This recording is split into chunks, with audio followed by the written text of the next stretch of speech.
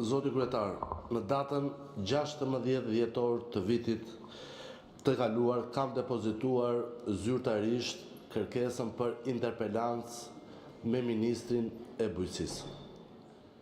Për të qëndruar strikt rregullores, dua të kujtoj nenin 96 të saj dhe mbi të gjitha nenin 80 të Kushtetutës. Çdo antar i Këshillit të Ministrave është i detyruar të përgjigjet interpelancave dhe pyetjeve të deputetëve brenda 3 javëve.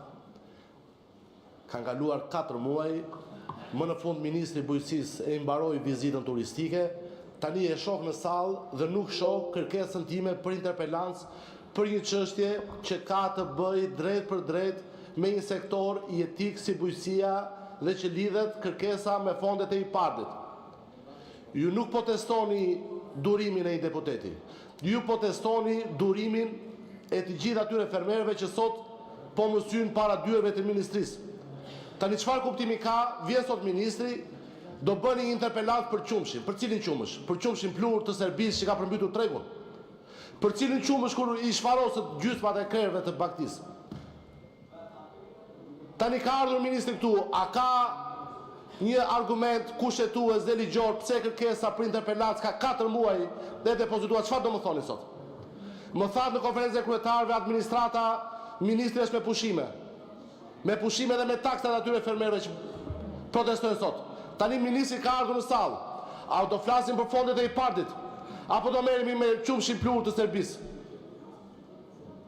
Së dyti, në muaj shkurt, një kërkesë për interpelancë me Ministrin e Shëndetësisë ka humbur jetën një 35 vjeçar në zemër të Tiranës në QSUT.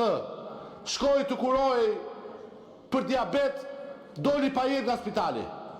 Familja ka një vit kërkon kartelën e vdekjes dhe ministra nuk dejon të vinë këtë sallë.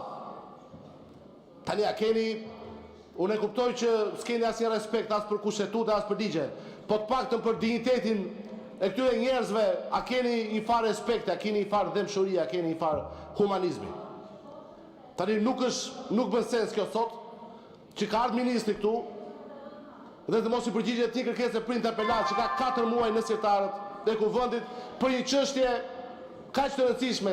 Ka 3 vite fondet e IPARD janë bllokuar. Kush do jap seri, kush do jap llogari këtu? Përse fermerët për të 3 vit radhazi nuk përfitojnë fondet e IPARD-it?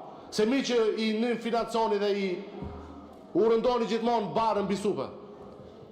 Po s'ka logjikë tani. Presim përgjigje kryetar të paktën nga ju.